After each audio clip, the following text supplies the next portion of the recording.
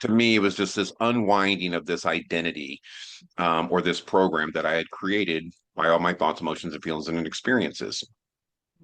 Yeah.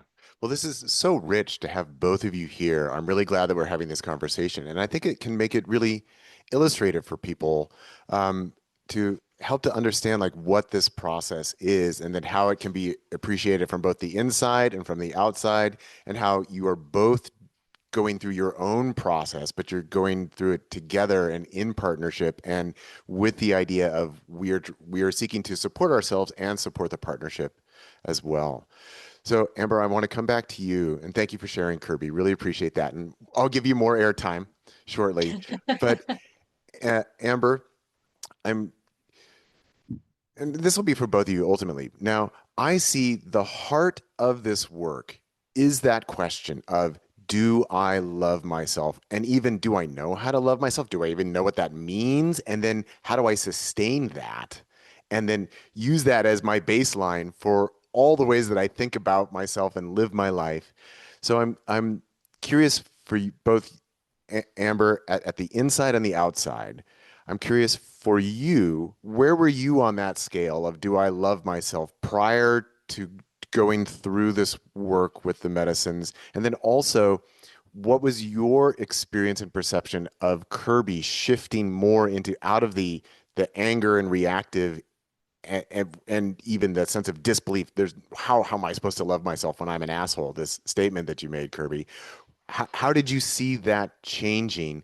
And also, not just see it, but how did that feel to you?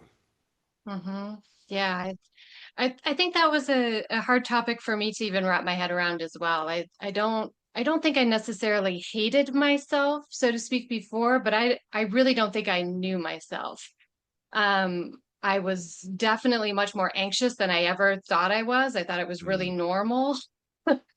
Like, oh, I'm perfectly normal. This is kind of how you go throughout life. And then just through some of my own work, it was a big awareness factor of like, holy smokes, there's so much that I'm doing and saying and trying to be out of anxiety and fear and wanting to like belong somewhere and meet these shoulds, these standards, be mm, perfect at these roles.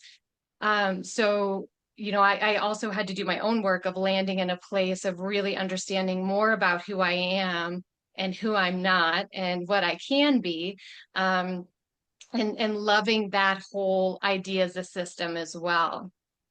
And so, seeing Kirby do that shift, I think it was probably most noticeable in the way that it rippled out, mm. because when he really loved and accepted who he was and who he is and where he came from, that also meant that I got a lot of love and acceptance, like Yeah. true love, compassion, acceptance, very open to hearing more about my story and the things that I was discovering about myself. And also seeing how he was interacting with our daughter was just completely different. The fear level really subsided. Much more openness and curiosity and playfulness was happening. So, as he was peeling away his own layers, he was really able to hold more space for my layers and for her layers as well. Mm.